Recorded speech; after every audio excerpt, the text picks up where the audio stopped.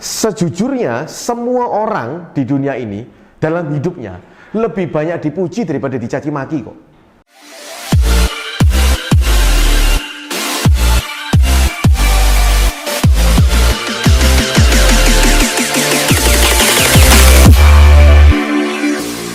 Hello The Winners, jumpa lagi dengan saya Budionoli Winmax Property. Kali ini kita akan belajar dan saya akan mencoba men-sharingkan dua hal. Yang pertama adalah bagaimana cara tetap bahagia walaupun di saat-saat yang tersulit sekalipun. Yang kedua, bagaimana cara menabung dan mengalokasikan uang dengan benar. Baik The Winners, video ini saya sengaja buat H-1 sebelum PSBB dilakukan. Kita semua sebagian besar masyarakat Surabaya dan Jawa Timur tepatnya mulai melakukan PSBB. Nah, tentu ada banyak kebiasaan yang harus kita ubah selama PSBB ini. Makanya saya berusaha men-sharingkan supaya kita sama-sama belajar untuk bagaimana bisa tetap bahagia. Karena jujur, saya pun juga harus beradaptasi dengan PSBB ini. Kebetulan saya baru-baru ini menghadiri satu buah seminar. Bagaimana caranya bisa tetap happy. Ya, saya tidak sebutkan nama pembicaranya, tapi bagus sekali. Saya banyak dapat ilmu pembelajaran bagaimana caranya bisa tetap berbahagia walaupun di saat-saat yang tersulit sekalipun. Yang pertama adalah rasa syukur. Kalau kita ingin bisa tetap bahagia di saat-saat yang paling sulit sekalipun, yang pertama adalah rasa syukur. Teman-teman semua, seburuk apapun kondisi kita, ada sesuatu yang bisa kita syukuri. Fokuskan kepada hal tersebut. Jangan fokus kepada yang lainnya. Misalkan contoh, gajinya kecil. Jangan fokus sama gaji kecil yang buat Anda nggak bahagia. Tapi fokuskan kepada Anda masih punya pekerjaan. Fokuskan bahwa Anda bekerja, punya pemimpin yang baik. Fokuskan bahwa Anda punya keluarga yang baik. Fokuskanlah kepada sesuatu yang bisa membuat Anda berterima kasih kepada Sang Pencipta. Rasa syukur ini akan mengobati luka-luka yang ada di dalam diri kita. Saat-saat PSBB seperti ini, saat-saat kita harus work from home seperti ini, apa sesuatu yang bisa kita ambil rasa syukurnya? Yang pertama adalah, dari pengalaman saya sendiri, saya bisa main sama anak saya lebih sering. Bahkan anak saya sampai jago bulu tangkis karena tiap hari saya ajak main badminton di rumah. Ya, kebetulan anak saya masih kecil. Dari dulu kalau saya ajari bulu tangkis nggak bisa. Tapi pas work from home ini, karena saya memiliki lebih banyak waktu, saya main bulu tangkis sama dia setiap hari. Jam 7 sampai jam 9 malam saya juga masih main, pagi juga main lagi. Bahkan sampai hari ini dia yang ngajak terus main. Sampai sekarang menjadi pinter, nggak perlu les, saya yang jadi guru lesnya. Itu sesuatu yang saya syukuri, yang dulunya tidak bisa saya lakukan. Yang kedua, Anda bisa merasakan masa depan di saat ini. Dulu mungkin banyak di antara kita yang melihat video ini kepingin rasanya pensiun muda. Nah, hari ini Anda bisa rasakan pensiun muda selama work from home itu. Ya, Anda bisa merasakan bahwa Anda nggak harus bangun pagi ke kantor, Anda nggak harus kena macet-macetan, Anda bisa menghilangkan rasa jenuh Anda terhadap rutinitas yang biasanya Anda lakukan. Anda sudah mulai mencoba merasakan. Hari ini kita mencoba merasakan gimana sih rasanya jadi orang yang pensiun dini. Nah, enak atau enggak? Ya, Anda bisa rasakan, nikmati. Mungkin seumur hidup tidak akan pernah terjadi lagi seperti ini. Anda syukuri itu. Kita syukuri itu terjadi dalam hidup kita, kita terima. Selama work from home ini, jam kerja saya sebenarnya tetap penuh. Saya tetap bekerja 12 jam sehari. Dari jam 7 pagi, bahkan sampai jam 9 malam, lebih berarti. Tetapi, saya bisa menikmati dan saya bisa mensyukuri. Karena di sela-sela saya bekerja, saya bisa kumpul makan bersama keluarga saya. Setiap kali, saya bisa makan bareng, lalu hidup saya lebih sehat, karena makanannya masakan rumah, nggak beli-beli di luar seperti dulu. Kalau dulu kan siang makan di luar, malam makan lagi di luar, pergi sama keluarga. Hidup lebih hemat, otomatis. Karena uangnya nggak jadi dibelanjakan keluar. Kita makan makanan rumah terus, akhirnya kita jadi lebih hemat. Nah, hal-hal ini bisa Anda syukuri dan mungkin, sekali lagi, mungkin belum tentu bisa terulang lagi di masa depan. Jadi syukuri itu. Saya tidak mengatakan bahwa COVID ini bagus, enggak. Tapi cobalah kita mensyukuri sesuatu, kita fokus terhadap sesuatu yang positif, sehingga bisa menimbulkan rasa syukur dalam hidup kita, sehingga kita bisa menjadi lebih bahagia. Manfaatkan waktu ini untuk bisa belajar hidup secukupnya, bukan hedonisme. Kalau dulu, kalau nggak pergi-pergi malam minggu itu nggak keren, sehingga kita otomatis keluar uang juga otomatis lebih banyak. Waktu liburan kalau nggak nginep hotel, nggak jalan-jalan keluar kota atau keluar negeri, wah nggak keren. Hari ini manfaatkan, justru kalau keluar malah salah. Belajarlah, cobalah manfaatkan waktu ini untuk belajar hidup lebih hemat, hidup lebih efisien, hidup tidak hedonisme. Coba manfaatkan, dan ini akan melatih kita di masa depan untuk bisa lebih mengatur keuangan keluarga kita. Teman-teman sadar nggak bahwa sesungguhnya kita ini lebih sering mengingat momen-momen yang negatif daripada momen-momen yang positif. Contoh, ada yang ngolok-ngolok kita, kamu jelek, kita ingat itu. Tapi kalau kita dipuji, kita lupa. Sejujurnya, semua orang di dunia ini dalam hidupnya lebih banyak dipuji daripada dicaci maki kok. Tetapi yang sering kita ingat adalah caci makinya, bukan pujiannya. Coba Anda ingat-ingat di tempat kerja dalam 8 jam. Lebih sering mana? Kita dipuji atau dihina? Lebih sering dipuji kok. Tapi kita nggak menyadari bahwa kita ini sering dipuji, kita lupakan. Kenapa teman-teman bisa terjadi? Coba Anda ingat kembali, waktu kecil juga sama. Di keluarga, sejak kecil, orang tua pasti sering puji kita daripada memarahi kita. Tetapi yang sering terjadi adalah kita lebih sering mengingat yang negatifnya. Belajarlah menerima sesuatu. Belajarlah untuk menerima dan memeluk sesuatu itu. Karena kalau Anda bisa menerima dan memeluk sesuatu tersebut, hinaan, cacian, maka Anda bisa melupakan. Belajarlah untuk menerima. Kalau Anda menolak, semakin besar kita menolak, otomatis semakin dalam ingatan itu terekam. Kamu jelek, kita pikirkan, kita tolak. Wah, kenapa aku dibilang jelek? Semakin besar tolakan kita, semakin besar kita mereject sesuatu itu, maka akan semakin dalam masuk ke dalam ingatan kita. Jadi teman-teman, kalau ada yang mengatakan bahwa kita jelek, kita bodoh, dan lain sebagainya, kalau kita kepingin melupakan, belajar untuk menerima. Ya sudah, terima aja. Maka Anda malah melupakan hal itu. Ini kebalikan dari pikiran, cara otak kita bekerja. Semakin besar sesuatu kita tolak, maka semakin besar juga, semakin dalam juga, itu terekam dalam ingatan kita.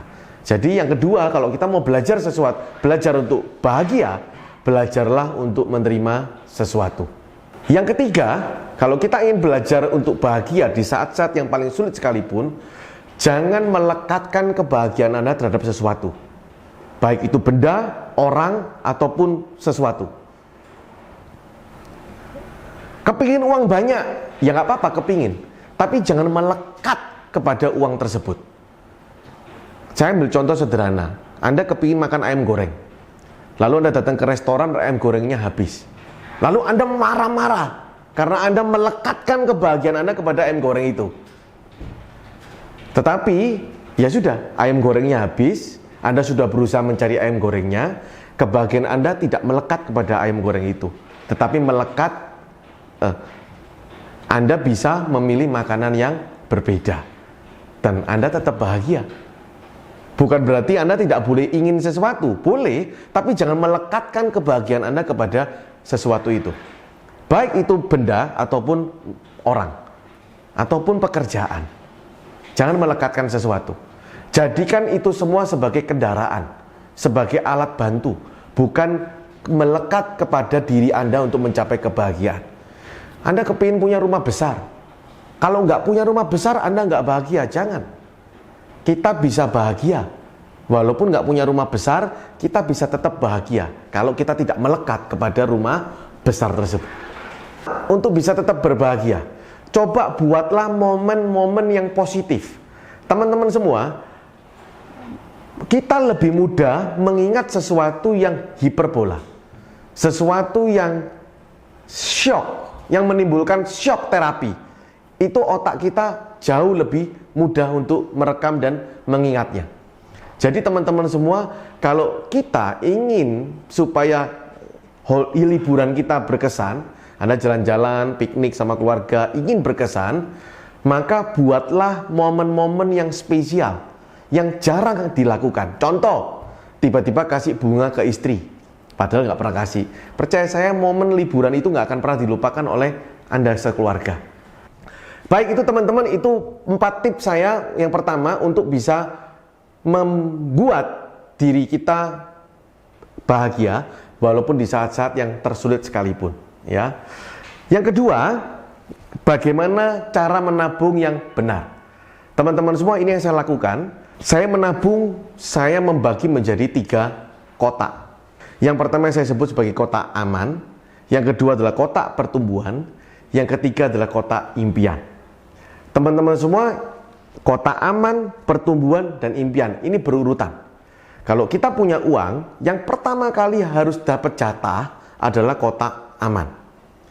Kotak aman ini sudah penuh, baru kita berpikir kepada kotak pertumbuhan. Kotak pertumbuhan ini sudah penuh, baru kita berbicara mengenai kotak impian. Teman-teman semua, apa itu kotak aman?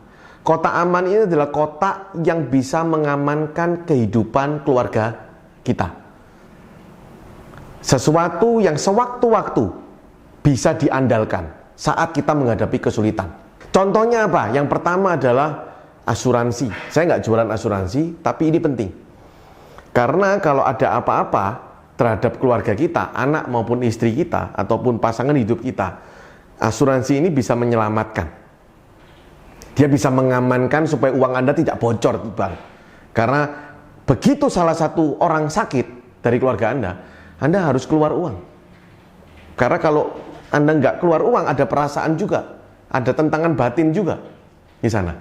Jadi ini untuk mengamankan supaya tabungan Anda tidak bocor. Asuransi apa yang paling penting? Menurut saya yang paling penting adalah asuransi kesehatan. Ya, bukan asuransi jiwa. Yang saya sebut adalah asuransi kesehatan. Karena orang akan mati-matian menyelamatkan keluarganya. Dan itu bisa menghabiskan seluruh tabungan masa depannya. Bukan hanya masa depannya sendiri, juga masa depan untuk anak-anaknya. Jadi ini Anda harus punya. Yang kedua adalah tentu tabungan. Di video-video saya yang lain, Anda bisa lihat, saya selalu mengatakan bahwa kotak aman adalah memiliki tabungan uang tunai, baik dalam bentuk uang, mata uang asing, ataupun mata uang rupiah, ataupun emas yang setara dengan 6 bulan dari biaya hidup Anda. Kalau biaya hidup Anda 3 juta sebulan, berarti tabungan Anda yang setara dengan tunai ini sekitar 18 juta. Yang ketiga adalah berupa simpanan jangka panjang. Contohnya adalah apa? Obligasi, ya. Obligasi itu surat utang dari pemerintah ataupun deposito berjangka, ya. Simpanan yang jangka panjang. Ya, nah ini adalah kotak aman kita. Anda isi dulu. Loh, kalau saya belum punya ini, boleh nggak saya memikir kotak pertumbuhan? Saran saya jangan. Ini dulu deh Anda punya. Karena ini adalah pondasi dasar supaya hidup kita bisa lebih tenang di sana. Baru setelah ini jika Anda sudah memiliki, sudah penuh, bicara tentang kotak yang kedua, yaitu kotak pertumbuhan. Kotak pertumbuhan ini apa teman-teman? Kotak pertumbuhan ini adalah sifatnya Anda simpan, dia tumbuh sendiri. Nilainya naik sendiri. Contoh, properti. Properti Anda simpan, nilainya naik sendiri. Naiknya properti memang tidak setiap tahun, tapi memiliki masanya. Ada yang tiap 5 tahun, kadang tiba-tiba, terutama di Indonesia ya, tiba-tiba naik, tiba-tiba boom di sana.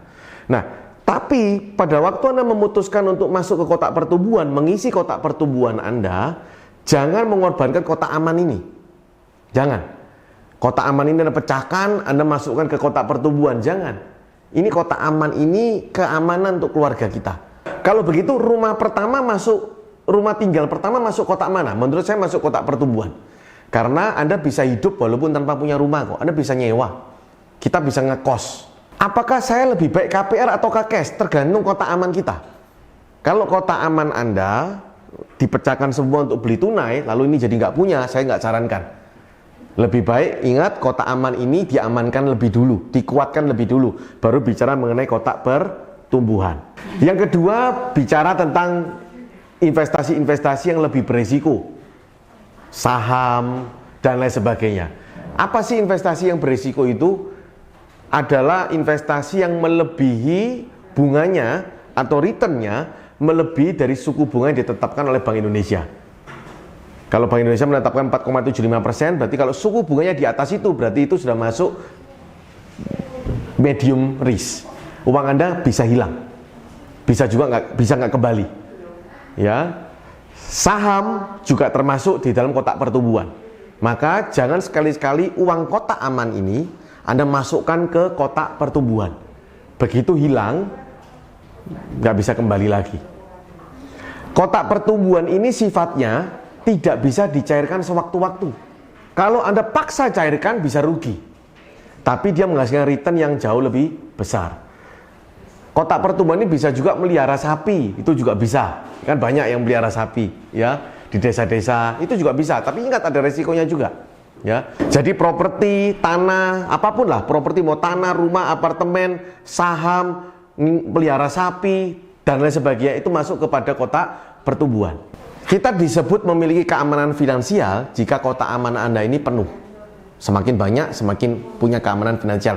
Ada loh orang yang tidak mau punya kotak pertumbuhan, tapi dia mau keamanan aja. Jadi dia punya uang deposito, punya uang deposito, punya uang deposito. Hidupnya keamanan finansialnya kuat sekali. Tapi kalau Anda punya yang kedua, yang kotak pertumbuhan Anda juga terisi penuh, Anda masuk dalam level yang ketahanan finansial. Anda kuat ini. Mau krisis, mau apa, kuat sekali di sana. Mau ekonomi seperti apa, tetap kuat. Karena apa? Karena Anda aman dari inflasi. Mau Anda nggak bekerja, berhenti bekerja dalam waktu lama, ya, tetap kuat. Karena pasif income-nya, Anda bisa mendapatkan pasif income dari kotak pertumbuhan ini. Yang ketiga, bicara kotak impian. Nah, ini kita harus hati-hati. Kotak pertama, kotak kedua, kotak ketiga. Urutannya. Kalau ini sudah penuh, baru kita boleh berbicara mengenai kotak yang ketiga. Kotak ketiga ini adalah kotak impian. Yang saya sebut kotak impian adalah yang kotak yang berkaitan dengan gaya hidup. Pingin jalan-jalan ke luar negeri, pingin punya mobil mewah, pingin punya rumah lebih mewah. Ingat, rumah lebih mewah. Second home, bukan first home. Ya, ini masuk di kotak impian. Nah, pingin punya baju bermerek, tas bermerek, ini semua masuk di sini. Nah, teman-teman semua, coba kita analisa finansial teman-teman masing-masing bagaimana. Mana lebih besar proporsinya? Coba Anda buat tabelnya. Yang pertama adalah kotak aman, deposito ada berapa, emas ada berapa, dan lain-lain sebagainya yang saya katakan tadi. Kotak pertumbuhan berapa? Kalau ini kosong, ini sedikit, lalu yang ini malah banyak, handphonenya yang paling mahal, bajunya yang mahal, keluar negerinya banyak, dan ininya kosong semua, bahkan tidak aman, berarti kita masuk dalam kondisi yang kita sebut sebagai hidup yang boros, kegagalan finansial, kesalahan mengatur prioritas keuangan. Saya menyarankan yang di sini maksimal 10%. Kotak impian ini saya sebut 10% saja. Yang kotak aman, kalau saya menerapkan dalam finansial saya itu 30%. Sisanya masuk di kotak pertumbuhan.